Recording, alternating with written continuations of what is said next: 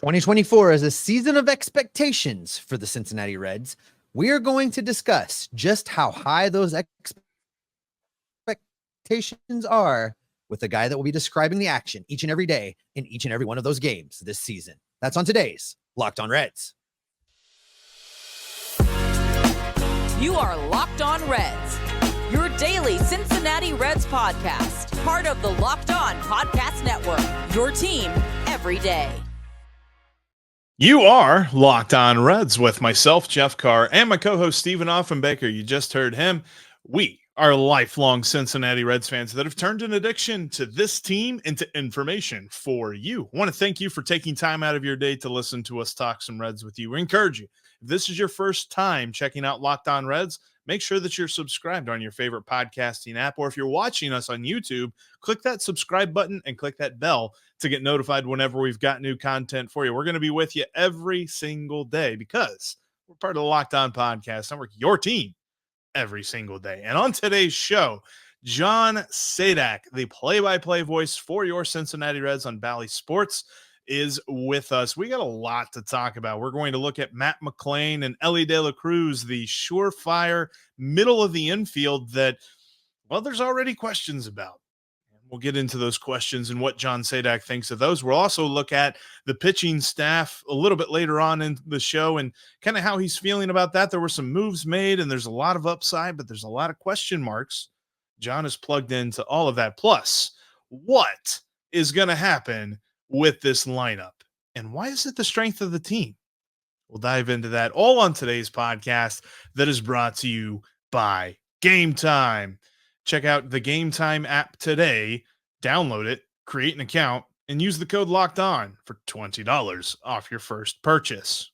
All right, let's jump into our conversation. We started off talking about Matt McLain with John Sadak. All right, if you're watching on YouTube, as you can see on your screen right there, and if you're listening on the audio, special guest for you today, we are joined by the television play-by-play voice of your Cincinnati Reds. John Sadak is here. John, so excited to have you here on the show once again. You've been a real friend to this show and a friend to me, and just appreciate you taking the time to be here and talk about some Reds baseball now that spring training is underway. Oh, thank you for having me. And I love the chance to connect with your audience and with you guys. And I think there's reason for a lot of optimism entering the 2024 season. All right, let's dive into some talk about this team.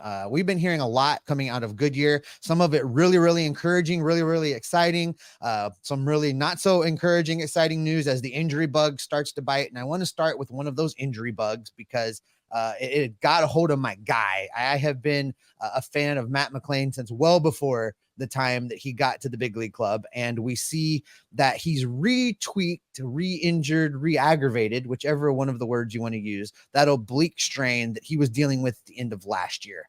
And, the phrase that comes to mind when you hear that is, well, it's not great, Bob, because this is the guy that I was kind of counting on to be the driver. And I'm not necessarily saying that it's going to derail him now, but it's going to slow him down. Talk a little bit about what you got to watch in Matt McLain over the course of last year's and what your hope for him is for the 2024 baseball season. I thought he was the Reds' best player in 2023. When he was healthy, he impacted games more consistently than any other Red. Spencer Steer had a tremendous season, and his defensive versatility is a huge help. And being healthy and able to play is a big deal. There is a lot of value in that. Steer was healthy and able to play the entire year. McLain did end the year injured.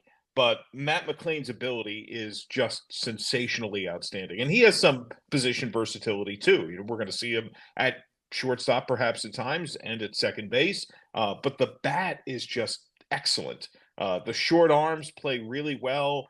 I think he has tremendous feel for the strike zone. He can do damage. He's got power. And he's still so young and still figuring out who he is. But the combination of the feel and hit tool, his raw athleticism, I think he could actually become a solid, good base stealer, too. He's got the foot speed to be able to do that. He's just a baseball player. In every sense of the word, I love the guy. Yeah, the news about his injury was concerning to hear, but also it kind of underscored the importance of the offseason that Nick Krall has had, bringing in some different players. I know that a player that initially, whenever the move was made, Jamer Candelario, there were a lot of folks that were like, well, we already had too many infielders. What the heck? Now that kind of looks like a savvy move if you run into issues like this with Matt McLain, or if you have maybe somebody that's going through a slump or something like that. It feels like this roster is able to sort of move and kind of cover up any inadequacies. Is that how you feel whenever you look at who is out there on the field for the Reds? Yeah, I think so. And I think, David Bell has done it and has said that he'll be doing it again this year. He essentially treats all of them as if they're starters. Mm. And to me, the make or break success of this Red season, because many of these players have independently outright spoken of the playoffs being the goal, as it should be. I mean, that's the next step. They had a winning record last year. They weren't eliminated until the next to last day of the regular season. The next step is to make the playoffs. Now, that said, in order to make the playoffs, in my opinion, one of their great strengths is their depth. They have double-digit guys competing for 5 starting rotation spots. They have a gluttony of talent, particularly on the infield among their position players. That said, I think decisions by management, a combination of David Bell with the lineup day-to-day and bullpen usage, and the front office in terms of who's active on the roster during the course of the year, riding the hot hand, knowing when to get off somebody who's cold, and weaving the injuries that are going to erupt and arrive, and the regression. Like, let's get ready for that. Like, last year, there were a bunch of dudes that made their major league debuts that just about all really hit. And I'm including pitchers. I mean, hit the ground running, were super successful. Arguably, the outlier to that was Elly, whose first 3 weeks were sensational, and thereafter he was not nearly as consistent. Almost everyone else, I think, met or exceeded what reasonable expectation was for them to perform in their first year. Baseball is hard. At least one, probably more than one of them, is going to regress. And that doesn't mean he's done. That doesn't mean that he can't be a good big league player. It doesn't mean he can't help them win this year, even if he's slightly regressed. But that's going to happen. So I think the timing of when and how they decide who plays when, who's on the roster when, is going to determine the ceiling of success of this Reds team. And I think having that depth you're talking about is critical to allow you to make those decisions. Let's stay right there on Elly De La Cruz for just a minute. You mentioned that Matt McLain will be playing primarily second base. We heard that from David Bell, and that he will spell Elly at shortstop, but that Elly De La Cruz is going to be the shortstop for this team primarily in 2024. Given what we saw from him and the slump that you allude to, his first 3 weeks was gangbusters, and we saw, all of the energy in the ballpark and some of those moments and those calls from you. I talk about it every time somebody posts one of the highlights, whether it's that ball had a family or the cycle call, the energy and that you brought to that. Some of the most exciting moments of baseball we've had in a long, long time were wrapped up in that Elly De La Cruz package. But he did struggle. And to have him be, I don't know if anointed is the right word, or penciled in or given or handed, do you feel like that's the right call? Was that the right play for the Reds to take with Elly, to tell him right out of the gate, you're going to be our shortstop, you're going to go out there and play, this is where you're going to be, now go out there and mash the ball? I think that was the right approach, but I'm curious to your thoughts on it. All right, before John answers that, and John has lots of thoughts on Elly De La Cruz, which we're going to dive into coming up in just a minute, I want to shout out the sponsor of today's podcast, and that is Game Time. Jeff and I have spent a lot of time talking to you about the Game Time app. We use this app all the time when we head down to the ballpark in downtown Cincinnati. We find a good parking spot, we head over to the banks, we find good place for a beverage and good place to get some lunch. And then before we head over to the ballpark, we jump onto the Game Time app and get the best deals for last minute tickets. You can take out all of the guesswork with buying tickets simply by using the Game Time app. Just download the Game Time app, create an account, and use the promo code Locked On for $20 off your first purchase. So that's going to be $20 off already discounted rates to go to your favorite sporting events. And even if you're not heading to a sporting event, you can use this for concerts. You can use this for the Cyclones. You can use this during football season for the Bengals. You can go to all kinds of things using the Game Time app. Again, just download the app, create an account, use the code Locked On for $20 off your first purchase. Terms apply. You can download the Game Time app today. Get last minute tickets, lowest prices guaranteed. Locked On has launched the first ever national sports 24/7 streaming channel on YouTube. Locked On Sports Today is here for you 24/7, covering the top sports stories of the day with local experts like Jeff and I, plus our national shows covering each and every league. Go to Locked On Sports Today on YouTube and subscribe to the first ever national sports 24/7 streaming channel.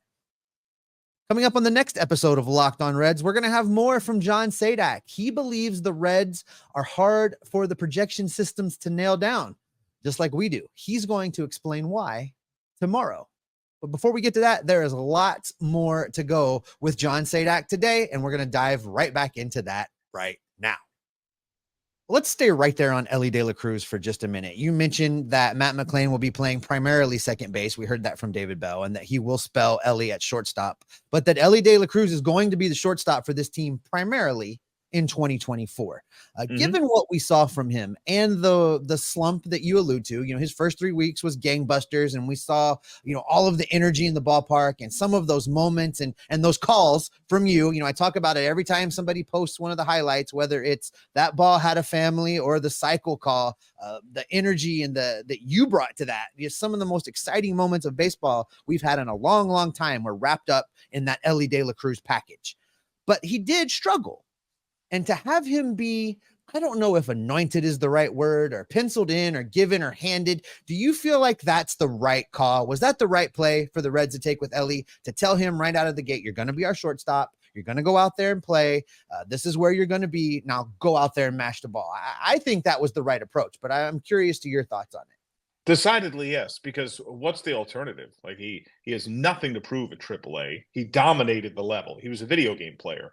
So the learning curve is learning at the big league level. And I think you need to asterisk him. I think there's a lot of parallels actually between Elly and Hunter Green in the lack of pro experience, and meaning minor league experience relative to their age and, draft or signing year peers is pretty significant. Neither guy played that much in the minor leagues. There's weight in that. There's learning how to adjust. That comes with that kind of repetition and experience. Elly has a lot of things that you have to consider. Number one is he's one of the toolsiest players around. He has outstanding raw ability. He has an infectious love for the game. With his athleticism and instincts, running the bases, and his power alone, he can and did. We saw it last year, even at times when he was in a slump. He won games for the Reds, and it's really hard to do as a single position player. He won games by himself. I think his height is both a blessing and a curse. It does help with some of his leverage and creating some of his power, but with long levers can come pitchability. And I think a combination of recognizing off-speed stuff, being able to fight it off, which is why the news we're hearing about his offseason, that he spent this time with Juan Soto, that he got drills from Robinson Cano, that he's working on trying to go the opposite way to stay back more. That's exactly the kind of stuff that he should be doing. Working with one of the masters of recognizing pitches and knowing the strike zone, and working with someone who's a very, very good generational hitter at how to go the opposite way. It looked like he eliminated the leg lift. Now, what does that really mean? I think over the next 6 weeks, we're hoping, and Nick Krall talked about this, there's greater weight to spring training this year legitimately than ever before. I think that's more on the pitching side, particularly with starters, in terms of the weight of the results. But I would expect Elly to destroy spring training pitching, or at least have a very, very good spring training. And I don't know how much that truly matters. Like, what's really going to matter is when we see what happens in the regular season. But I have full confidence that he should have full confidence. He is this team's shortstop. And could he be challenged by someone else at some point? Yeah, like Arroyo's coming. It's a matter of time until Arroyo is, we would hope and think, until he's also big league ready. But Elly has demonstrated that he is very capable of handling the big leagues, and he's still so young and so inexperienced. He has done all the right things that he can do to prepare himself, and now the game is hard, and we're going to see what happens. But I also think, if he becomes the best version of himself, what he was the first 3 weeks, I mean, you have an MVP candidate for the next decade. If he can just slightly improve, if he can hit 250, if he can cut the strikeout rate by 5%, that adds up. If he can walk an extra 15 to 20 times a year, that's a big deal. That guy wins you a lot of games, and he can still grow and get better because he's still so young. So I think there's a lot of reason to be optimistic, while also, you couch some reservation that, yeah, there were obvious flaws that the league adjusted to. And if and when he adjusts to those adjustments, new adjustments will come. That's the game. And so I think this is a challenge and encouraging. And that's also why I think when David Bell has talked at length this spring about the mindset, I thought Charlie Goldsmith had an outstanding piece on Elly's offseason, and that the check-in from David and Freddie Benavides was more about, silencing the outside noise, staying steely focused on what's ahead. Like, be ready to be a great player. And there's a lot that legitimately goes into that. And he is checking all the boxes to this point. He is beloved by his teammates, and I'm very bullish on Elly De La Cruz. I was happy to hear you talk about the defensive piece a little bit during your talk there, because one of the things we saw from Elly were errors that, really he's got to stop making. He's got to get a little bit more consistent there at the shortstop position. I'm happy to hear of the work he put in the offseason, and I'm sure you've seen coming out of Goodyear the last couple days. He's been working with the other half of your home broadcast booth on a daily basis with Barry Larkin out there working infield drills with both Elly De La Cruz and Noelvi Marte. And I think that's great to see, to get that Hall of Fame knowledge out there and help to dial in that defense. Because while I think you're absolutely right, we can't look at Elly's offensive production in spring training and really correlate that to what that looks like in the regular season. But what we can look at is how he plays the defensive position of shortstop. And if he eliminates those errors and takes that 99-mile-per-hour throw across the infield and pinpoints it to that first baseman's mitt, if he can do that consistently and be an above average defender at shortstop all year long, that's going to help the Reds just as much as cutting the strikeout percentage by 3 to 5%, just as much as the added walks, because as much as he can give you in adding runs, I think he has the capability, if he dials in at that shortstop position, to take that many runs away from the other guy as well, just with the range that he brings to the table. Yeah, I would agree. And I would echo what you're saying about Lark. I mean, I think he has a tremendous amount of baseball knowledge and a real passion for the game. And he was a highly accomplished player. But if I had to pinpoint, what do I think Barry recognizes and handles the best of everything, it's nuance, technique, and middle infield. I mean, the amount of conversation that we have even off air, watching guys in warm-up drills, sometimes even for the opponent, what he can see in 2 ground balls that encapsulates everything of the player. I mean, there's a reason why a lot of the short list of the great shortstops of this generation, either pre-draft or even once they've been to the big leagues, have sought him out to work out of the offseason. He notices things. He can articulate it in a way that the player can understand. He can give repeatable drills and a means to an end to try to correct wrongs or accentuate and improve strengths. So I'm exactly with you. I mean, I love the fact that we're seeing him at spring training with big league players in uniform with a glove on, going through that. I mean, the Red staff is robust with a bunch of guys that really want to make these players better, and they tailor a lot of the work personally to them. But I also think when you have institutional knowledge of an all-time great at a single position, who, yes, obviously had amazing God-given ability, but he has a cerebral breakdown of the nuance to it. It's not just some of the all-time greats, bluntly, we all know this, are not very good coaches, because it's hard for them to describe, like, well, just go make the play. That's what I did. And Barry has a lot of great God-given talent, but he also very much thinks about, breaks down, intellectually understands how to do things and how to communicate that to someone else. And I'm exactly with you. I think that's a huge, huge upswing for this team to try to improve that element. Pinpointing the most important player on the Reds roster may be next to impossible, but there is one guy that few people are talking about who can make a huge impact this year. We'll tell you who that is coming up next. Before we get into that, I want to tell you about another one of today's sponsors, as this episode is brought to you in part by FanDuel. FanDuel has a great offer for you today. If you go to FanDuel.com/lockedon and your first $5 or your first winning $5 bet will get you $150 in bonus bets back as basketball is getting into the conference championship season of college basketball and the NBA is starting back after the All-Star break. There's no better time to jump into FanDuel than right now. They've got all kinds of great ways to get into the game. You can talk about prop bets, you can talk about over-unders, point spreads, money lines, all of the above. Plus, if you're watching a game on TV and you put together a same game parlay, you're going to enjoy that game a little bit more. Trust me.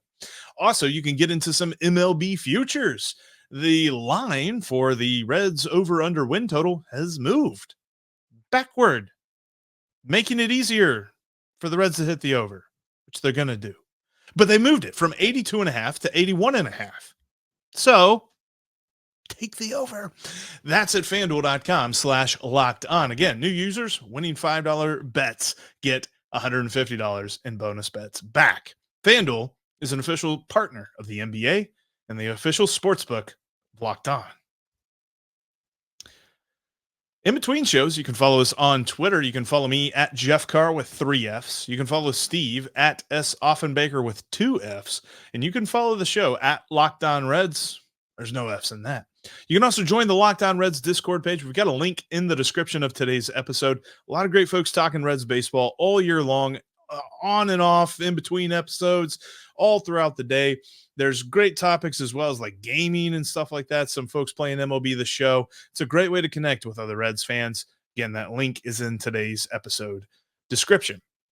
Also, bookmark InsideTheReds.com. Steve and myself are writing about the Reds over there, as well as James Rapine and Austin Elmore, Caleb Sisk, Rick Uccino. A lot of great guys writing about the Reds. That's InsideTheReds.com. All right, let's jump back in. Plenty of pitching conversation coming your way with John Sadak. I feel like we've probably talked about this player already, but when you look at this season coming up, and it's hard to say just one guy is this most important player on a 26-man roster, but when you kind of look at what's at stake, what the Reds need, what really needs to improve from last season, and who gets them there, who is the most important player on this roster? I don't know if I could label a single most important because I think the depth allows to kind of cover up a lot of that stuff. I'll give you a guy, though, that I think is kind of below the radar that I'm not, through other media or from the fan stuff that I'm reading about, in advance of the year. I don't hear nearly as many people speak about Tyler Stevenson.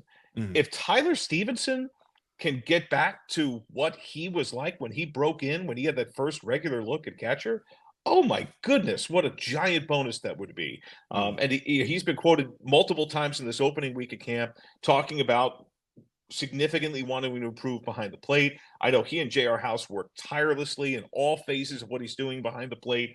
But I would love to see him get back to that steady heartbeat, big moment, ice in his veins, live an opposite way, whatever power comes kind of role where he could, I think, float up and down the lineup even more too.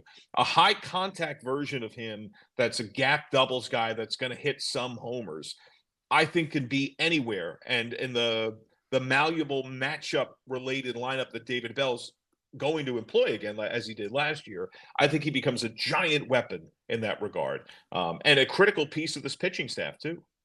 I love Jeff and I did a whole show on this, John, talking about exactly what you're just saying. And where we landed on this with him is the fact now that he doesn't have to be the engine that drives this lineup, that he can just show up and play his game. And if he gets to be that guy you were describing, and that's the same guy that Jeff and I were talking about with that gap power, with that ease of swing. And that's your 7, 8, 9 hitter in a lineup that's got, a bunch of mashers 1 through the rest of the way. He could have a huge year. And I think you're right. Not enough people are talking about that. Yeah, and I think that's almost a good thing. It's I kind of like when the Reds are below the radar. I kind of like when nobody expects anything from them. And that's going to be actually one of the challenges this year is that, I think the other teams in the game are very acutely aware of the Reds and their talent and their potential. And to kind of, echo what you were just talking about, I think the lineup is one of the great strengths of this team.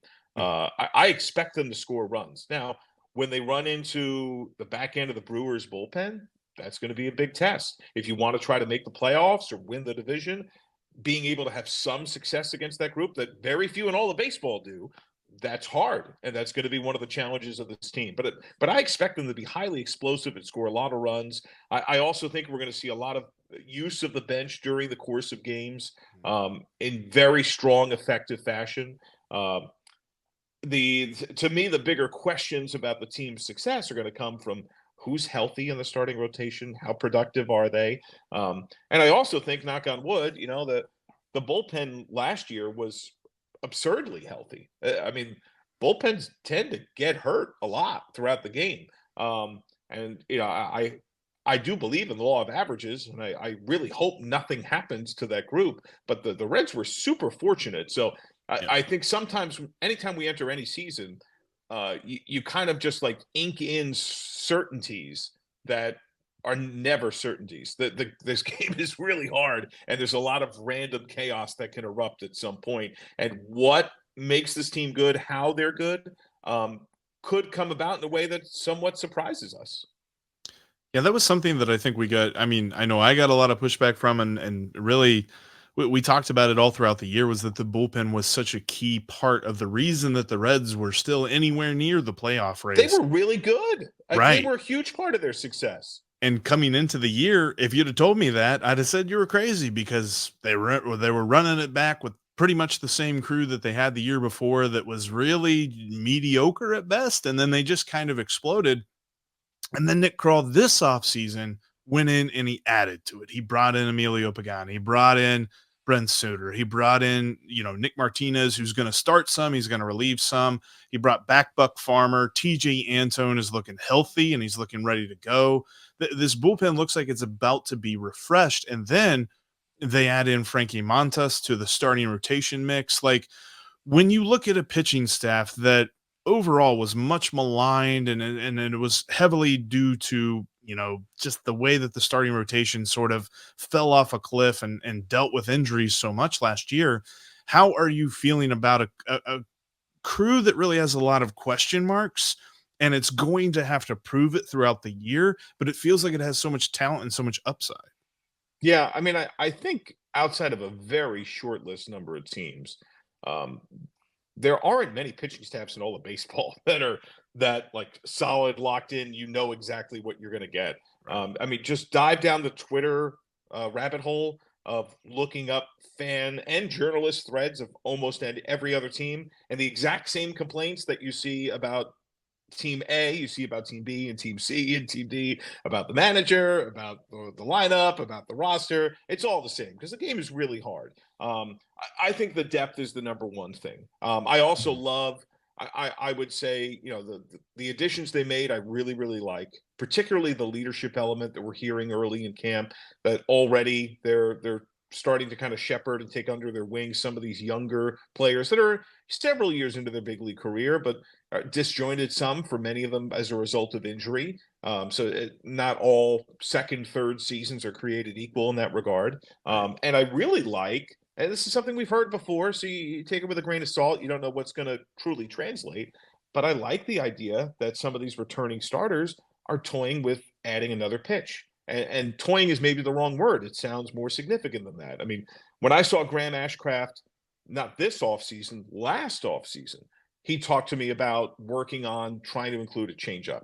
And then by the time the season came, or, later stage of spring training, and I spoke to him about it, he's like, yeah, it never quite felt right. I didn't have it where I want it to be. But now he's doing it again. And he didn't just start doing this. Assuredly, he's been working on this for a long span of time, along with trying to, sharpen his overall command of everything else.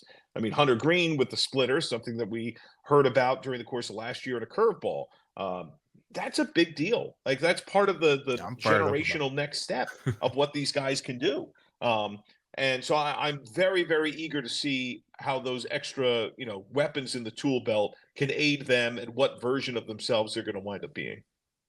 All right, that's going to do it for this edition of Locked On Reds. Don't forget that coming up tomorrow, we've got more John Sadak. Thanks so much for making us your first listen every day. So everydayers, tune back in tomorrow, because John believes the Reds are hard for the projection systems to nail down, just like we did. And he's going to explain why he thinks that on tomorrow's show.